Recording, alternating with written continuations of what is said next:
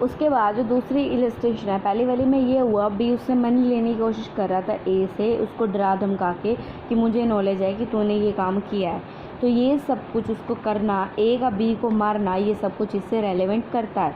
Motive, prevention और previous ऐसा conduct हो गया जिसकी वजह से बी उसको धमका रहा था। फिर अगली इलस्ट्रेशन बोलती है A sues B upon a bond for the payment of money. A ने बी को शू किया कि क्या कहते हैं, इसने मेरे को पैसे देने थे, एक बॉन्ड भी तैयार किया था, लेकिन बी कहता है कि मैंने कोई ऐसा बॉन्ड तैयार ही नहीं किया। तो फैक्ट ये बोलते हैं कि at that time when the bond was alleged to be made B required money for a particular purpose. अगर ये हो जाता है कि जब ये बॉन्ड बनाया गया था तब बी को मनी की जरूरत थी किसी पार्टिकुलर पर्पस के लिए, तो वहाँ पे ये फैक्ट जो है वो रेलेवेंट होगा। अगले इलस्ट्रेशन में बोलता है A is tried for the murder of B by poison.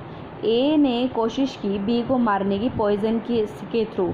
That the fact that before the death of B A procured, जो ए ने सिमिलर पॉइजन जो परचेज़ किया हुआ है, जो बी को मतलब बी की उस बॉडी के अंदर मिला, एडमिनिस्ट्रेट करने के बाद मिला हुआ है, तो ये यहाँ पर रेलेवेंट फैक्ट है। फिर अगली आती है the question is whether a certain document is the will of A. अगर कुछ एक क्वेश्चन आते हैं कि जो कुछ सर्टेन डॉक्यूमेंट हैं क्या वो ए की विल है, तो फैक्ट ये आता है कि not long before the date of the alleged will A made inquiry into the matters to which the provision of the alleged will relate. इतना ज़्यादा टाइम नहीं हुआ था कि ए ने कुछ इंक्वायरीज निकलवाई थी, कुछ मैटर्स था जो प्रोविज़न से रिगार्डिंग था, एलिज्ड विल जिससे रिलेट करती थी, और इसने कंसल्ट किया था वकील से in reference to the making of. उसने वकील से भी बात की थी कि ड्राफ्ट वगैरह भी तैयार कराया था, उसने कोशिश की थी विल बनवाने की, बट लेकिन वो अप्रूव नहीं हुई थी। इसीलिए जो ये ऊपर वाले सारे जो सब्सिक्वेंट कंडक्ट है वो सबके सब रेलिवेंट माने जाएंगे। Illustration number A is accused of a crime.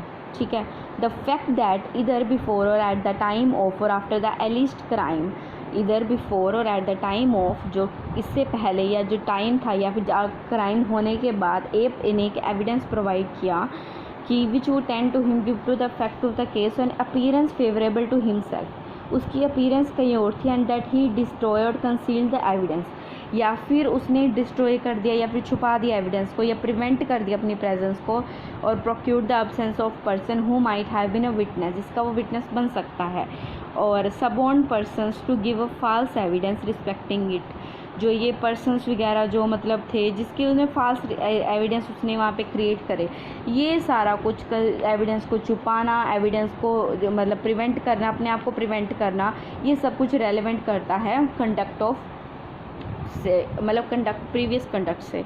फिर अगली इलस्ट्रेशन कहता है the question is whether A robbed B, the fact that after B was robbed C said in as appearance. ठीक है, as presence the police are coming to look for the man who robbed B. ठीक है, and that immediately afterward A ran away. अगर क्या होता है, the question is ये मतलब क्या हुआ था, बी वाज रॉब्ड सी, ठीक है, and said in a presence, A की प्रेजेंस के अंदर बी ने सी से चोरी की। पुलिस आई और जो वो क्या कहते हैं उसने ये देखा किसने बी को चोरी की। ठीक है, इमीडिएटली आफ्टरवर्ड ए जो है वहाँ से भाग गया, वो रेलेवेंट फैक्ट है। इसके अंदर क्या होता है कि बी ने सी को चोरी की, ए वहाँ पे देख रहा था, तो ए ने क्या किया, ए ने वो वही सामान बी से चुरा लिया। ठीक है, जब पुलिस आई बी देख रही थी भी किसने बी की चोरी की, तो इमीडिएटली भी ए का वहाँ से भागना ये रेलेवेंट आ जाता है कि ए ने बी की चोरी की होगी। उसके बाद द क्वेश्चन इज़ वेदर ए ऑन्स बीज रुपी 10,000। एक क्वेश्चन आता है क्या ए ने बी से 10,000 रुपये उधारे लिए थे। The fact that A asked C to lend him money, A ने सी से पूछा कि वो पैसे दे मतलब उसको, and that D said to C, फिर डी ने सी को बोला in as a presence and hearing that I advise you not to trust A. तो डी ने सी को कहा कि मैं तुम्हें कहता हूँ कि तुम ए पर ट्रस्ट मत करो, for he owes B 10,000 rupees and that he A went away without making any answer. तो क्या हुआ, उसने बी से भी पैसे लिए थे 10,000 रुपये, तो फिर इसके बाद क्या होता है ए वहाँ से चला जाना कोई आंसर दिए बिना, ये सब कुछ रेलेवेंट फैक्ट है। फिर अगली इलस्ट्रेशन में बोलते हैं the question is whether A committed a crime, क्या ए ने क्राइम किया है? The fact that A absent after receiving a letter warning him the inquiry was being made for the criminal and the content of the letter are relevant. तो फिर वो क्या, वो भाग रहा है किसी भी एक letter receive, warning letter receive होने के बाद से, तो ये सारा कंडक्ट जो है रेलिवेंट है। फिर आता है A is accused of a crime, क्या ए किसी क्राइम के लिए एक्यूज्ड है? The fact that after the commission of the alleged crime he absconded or was in possession of property or the proceeds of property acquired by the crime or attempted to conceal the things which were or might have been used in committing are relevant.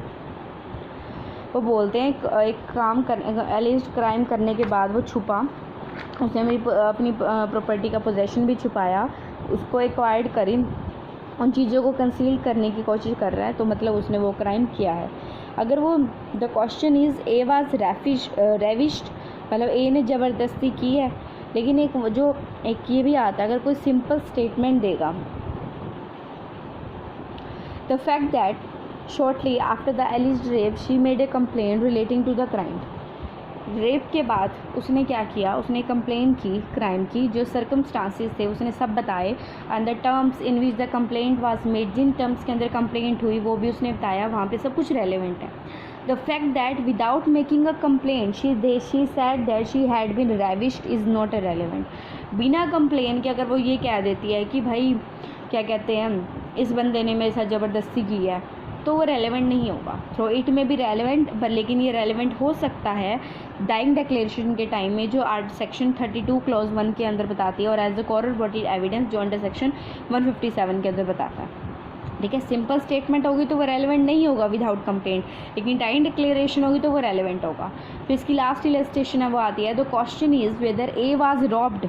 The fact that soon after the alleged robbery he made a complaint relating to the offence and the circumstances under which the terms in which the complaint was made are relevant. तो question A was robbed. Soon after the robbery होने के बाद उसने complain की, he made a complaint to related to the offence, the circumstances under which and terms which the complaint करी गई है वो रेलिवेंट है।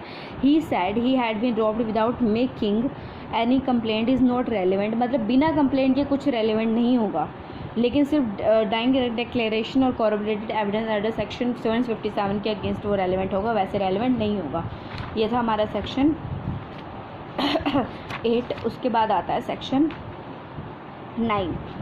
ये बोलता है फैक्ट नेसेसरी टू एक्सप्लेन और introduce the relevant fact. Fact ऐसे जो ज़रूरी हैं, जो एक्सप्लेन करते हैं और इंट्रोड्यूस करते हैं किसी भी फैक्ट इन इशू, और फैक्ट इन इशू जो relevant fact or which establish the identity of anything, जो किसी चीज़ को एक ऐसी चीज़ जो किसी चीज़ को इंट्रोड्यूस कर रही है फैक्ट इन इशू को, या जो रेलेवेंट करती है, जो सपोर्ट कर रही है, जो किसी भी चीज़ का इन्फेरेंस सुजेस्ट कर रही है fact in issue relevant fact के रिगार्डिंग, या फिर कुछ आइडेंटिटी किसी भी चीज़ को आइडेंटिफाई कर रही है, या जो पर्सन जिसकी आइडेंटिटी हो रही है वो रेलेवेंट है, और जो टाइम फिक्स कर रहा है किसी भी प्लेस और टाइम, कहीं पे भी किसी भी fact in issue relevant fact यहाँ पर हुआ होगा, और कुछ ऐसी चीज़ शो की जा रही है पार्टीज़ के द्वारा जहाँ पर ये सच जो फैक्ट है वो ट्रांजेक्टेड हो सकता है, ये सब रेलेवेंट होगा and they are necessary for that purpose. Fact necessary to explain और इंट्रोड्यूस द रेलेवेंट। ठीक है, जो भी यहाँ पे फैक्ट जो ज़रूरी हैं एक्सप्लेन करते हैं, जो इंट्रोड्यूस करते हैं किसी भी fact in issue relevant fact को, जो सपोर्ट करते हैं, रिवर्ट करते हैं, और जो इस्टेब्लिश करते हैं किसी भी चीज़ की आइडेंटिटी को, या जो पर्सन उसकी आइडेंटिटी रेलेवेंट है, या टाइम और प्लेस को फिक्स करते हैं, वो सब कुछ किसी भी फैक्ट का होना वहाँ पर वो रेलेवेंट करे जाएगा। जहाँ पर पार्टीज़ होंगी, जहाँ पर ट्रांजेक्शन्स हुई होंगी, ये सब कुछ रेलेवेंट आएगा। अब इसमें इलस्ट्रेशन आती है इलस्ट्रेशन बोलती है the state of A's property and of his family at the date of the alleged will में भी रेलेवेंट फैक्ट। यहाँ पे जो स्टेट है ए की प्रॉपर्टी की, ठीक है, और उसकी जो क्या कहते हैं फैमिली की at the date of the alleged will, the state of में भी रेलेवेंट फैक्ट। क्या ए का जो डॉक्यूमेंट है वो विल है, ए की प्रॉपर्टी भी ये स्टेट करती है, और जो उसकी फैमिली है वो भी यही कहती है कि यहाँ पे इस डेट में रेलेवेंट फैक्ट आए थे। फिर अगली इलस्ट्रेशन आती है, वो बोलता है A sues B for a libel imputing disgraceful conduct to B. ठीक है। ए ने बी को शो किया, उसने कहा कि इसने मेरे खिलाफ कुछ लिखा है जो मेरे लिए अच्छा नहीं है। B affirms that the matter alleged to be libellous is true. B ने कह दिया कि हाँ मैंने ये काम किया है। जो पोजीशन और रिलेशन होगा पार्टीज़ का उस टाइम पे when the libel was publish में B a relevant fact as introductory to the fact in issue. उसने मान लिया, उसने कहा कि इसने मेरे लिए ये चीज़ लिखा है, ये इंट्रोडक्शन हो गया फैक्ट इन इशू का। जो the particulars of a dispute between A and B about a member unconnected with the alleged libel are irrelevant. जो डिस्प्यूट होगा, पार्टिकुलर डिस्प्यूट ए और बी के बीच में, अब जो ये मैटर अनकनेक्टेड है with the alleged libel are irrelevant. about a matter unconnected with the alleged libel are irrelevant through the fact that there was a dispute may be relevant if it is affected the relation between A and B। वो बोलता है कि जो dispute है ए और B के बीच में, जो मैटर जो बिना कनेक्ट नहीं करता विद द एलिज्ड लाइबल, ठीक है, वो इररेलेवेंट है। लेकिन जो मैटर कनेक्ट करता है वो रेलेवेंट है। जो रिलेशंस को कनेक्ट कर रहा है, जो रिलेशन को कनेक्ट ही नहीं कर रहा वो कहाँ से रेलेवेंट हो जाएगा। फिर अगला है A is accused of a crime the fact that soon after the commission of the crime. एक फैक्ट क्या हुआ, क्राइम होने के बाद A absconded from his house is relevant under section a eight a concept subsequent और affected by the fact in issue. Crime होने के बाद ए भाग जाता है अपने घर से, ये रेलेवेंट है under section 8। The fact that at the time when he left home he had a sudden and urgent business at the place to which he went is irrelevant as standing to explain the fact that he left home suddenly। वो suddenly किसी urgent business work से अगर वो जाता है, वो जो suddenly है वो यहाँ पे नेसेसरी और यहाँ पे क्या कहते हैं एक रेलेवेंट फैक्ट इंट्रोड्यूस कर रहा है कि ए का क्राइम से कुछ लेना देना है।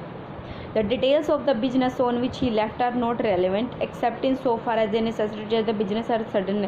लेकिन वैसे कोई इतनी ज़्यादा बिजनेस का रेलेवेंसी हमारे लिए जुड़ने, लेकिन आफ्टर क्राइम अगर वो सडनली किसी काम के लिए जाता है तो वो चीज़ वहाँ पे सस्पेक्टेड बन जाएगा, वो रेलेवेंट आ जाएगा। उसके बाद आता है अगली illustration, A sues B for inducing the C to break a contract of service made by him with A.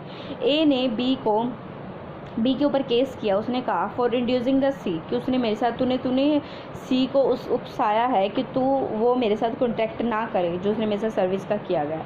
C on a living A service, C ने ए की सर्विस छोड़ने के बाद से ए को कहा आई एम लिविंग यू, मैं आपको छोड़ रहा हूँ क्योंकि बी ने मुझे एक अच्छा ऑफर दिया। जो ये स्टेटमेंट है सी की ए को, ये रेलेवेंट फैक्ट है जो अच्छी तरह से उसके कंटेक्ट को एक्सप्लेन कर रही है, जो फैक्ट इन इशू को क्रिएट कर रहा है। अगली जो इलस्ट्रेशन बोलते हैं ए एक्यूज्ड ऑफ थेफ्ट, एक चोरी का उसके ऊपर इल्ज़ाम लगा, is seen to give the stolen property to B.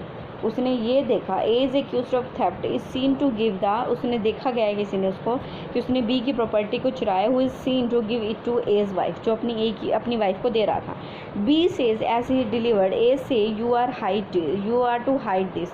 तो B statement is as explain which is a part of transaction, मतलब बी ने उसको डिलीवर करते हुए कहा कि A says you are to hide this, A ने कहा है कि तुम्हें छुपाना पड़ेगा। जो यहाँ पे बी की स्टेटमेंट है वो रेलेवेंट है और एक्सप्लेनेटरी फैक्ट है जो पार्ट ऑफ द ट्रांजेक्शन है। मतलब A is accused of theft is seen to give the stolen property to B, ठीक है, देखा गया है स्टोलन प्रॉपर्टी बी से लेता हुआ, who is seen to give it to as wife, ठीक है, जो कि ए की वाइफ है। बी ने कहा कि A says you are to hide this, A ने मुझे कहा है कि ये सब मुझे छुपा के रखना है। यहाँ पर बी की जो स्टेटमेंट रहेगी कि मुझे छुपा के रखना है ये सामान, यहाँ पर वो रेलेवेंट ट्रांजेक्शन्स का पार्ट आएगा। फिर अगली illustration, A is tried for a riot and is proved to have marched at the head of a mob. The crisis of mob are relevant are explanatory as the nature of that transaction. A एक दंगे को करने की कोशिश कर रहा था, उसका ये रेलेवेंट फैक्ट कहाँ से पता चलता है, जब वो पूरे उस दंगे का हेड होता है। तो अगर वो उस दंगे का हेड होगा तो ऑटोमेटिकली वो सारा कुछ ये सब कुछ क्रिएट भी उसी ने ही किया है। तो ये crisis of mob are relevant as explanatory that ये ट्रांजेक्शन्स की ये वाली चीज़ उससे रेलेवेंसी ऑफ फैक्ट से इंट्रोड्यूस होती है। ये था सेक्शन 9। उसके बाद हमारे पास आता है section 10। Things said or done by the conspirator in reference to common design। Things बोली गई, करी गई कॉन्स्पिरेटर के पास इन रेफरेंस एक कॉमन चीज़ को डिज़ाइन करने के लिए। Where there is a reasonable ground to believe that, जहाँ पर रीज़नेबल ग्राउंड होंगे ये जानने के लिए कि दो और दो से ज़्यादा पर्सन इकट्ठे हुए हैं किसी ऑफेंस को करने के लिए, एक एक्शनेबल, किसी भी एक्शनेबल चीज़, गलत चीज़ को करने के लिए कुछ भी उन्होंने कहा, किया और लिखा, bye any one of such person, किसी भी पर्सन के द्वारा, वो कॉमन इंटेंशन के अंदर आएगा। आफ्टर द टाइम बीत जाने के बाद, when such intention was first entertain by any one of them, ये टाइम बीत जाने के बाद जब ये इंटेंशन देखी गई पहली बार, was first entertain by any one of them, ये सब रेलिवेंट फैक्ट हैं as against each of the person, हर पर्सन के against believe to be so conspiring as well for the purpose of proving the existence of the conspiracy. जब हमने ये conspiracy के purpose को प्रूव करना है, जो ये दिखाना है कि जो सारे की सारी जो पार्टी है एक दूसरे से रिलेट करती है, वो लोग रिलेट मतलब कैसे, वो लोग मिले, उन्होंने बात की उस क्राइम की रिगार्डिंग, उन्होंने एक्शनेबल ये सब कुछ करा, तो कॉन्स्पायर्ड कर रहे थे एक दूसरे को। इसमें इलस्ट्रेशन में बोला गया reasonable ground exists for believing that A has joined in a conspiracy to wage a war against the government of India। एक रीजनेबल ग्राउंड थे कि ए ने एक कॉन्स्पिरेसी, ए के ऊपर एलिगेशन लगा हुआ था कि उसने थ्रू कॉन्स्पिरेसी ज्वाइन की थी, जिसके अंदर ये था कि एक वार, जो waging a war government of India के अगेंस्ट। तो इसमें फैक्ट आता है B procured the arms in Europe for the purpose of conspiracy. B ने आर्म्स लिए थे यूरोप से कॉन्स्पिरेसी के पर्पस के लिए। सी ने मनी कलेक्ट की कलकत्ता से इसी ऑब्जेक्ट के लिए। डी ने लोगों को मनाया कि इस कॉन्स्पिरेसी को बॉम्बे के अंदर ज्वाइन करो। ई ने पब्लिश किया लिखा हुआ advocating the object in view at Agra. E ने लिख के अपना ऑब्जेक्ट बताया आगरा के रिगार्डिंग। एफ ने ट्रांसमिट किया from Delhi to G at the Kabul the money which C had collected at Calcutta. ठीक है, एफ ने क्या किया, जो दिल्ली से जी को काबुल मतलब काबुल द मनी उसको भेजी, विच सी हैड कलेक्टेड, जिसको सी ने कलेक्ट करना था कैलकटा था। The content of a letter written by H gives an account of the conspiracy. जो लेटर एच के द्वारा लिखा हुआ था वो ये बता रहा था कि यहाँ पर कॉन्स्पिरेसी हो रही है। ये सब कुछ रेलेवेंट है both to prove the existence of the conspiracy, जो प्रूफ करते हैं कॉन्स्पिरेसी की एग्जिस्टेंस को, जो प्रूफ करते हैं एक ही कॉम्प्लिसिटी को। Although he may have been ignorant of all of them, ये सारे के सारे को अगर हम इग्नोरेंट नहीं हो सकते। Although the person by whom they were done were strangers to them, ये भी हो सकता है कि वो लोग या फिर कुछ लोग उसमें से इग्नोर हैं, उनको पता भी नहीं होगा, कुछ लोग स्ट्रेंजर्स भी हो सकते हैं और कुछ लोग ऐसे भी हो सकते हैं before he join the conspiracy after related, या फिर उसको क्या कहते हैं उन्होंने उसके बाद उसको छोड़ दिया हो। ठीक है, इसकी जो आगे की एक्सप्लेनेशन होगी वो अलग अलग सेक्शंस में मैं बाद में बता दूंगा। अभी सिर्फ हम बेयर लैंग्वेज का पार्ट करेंगे। तो इसके अंदर उसने बात जो थिंग्स बोली गई, थिंग्स कॉन्स्पिरेटर के द्वारा हुई, रेफरेंस दी गई किसी कॉमन इंटेंशन के लिए, ये सब कुछ सेक्शन 10 का पार्ट है और यह सारे के सारे रेलेवेंसी के अंदर आएगा।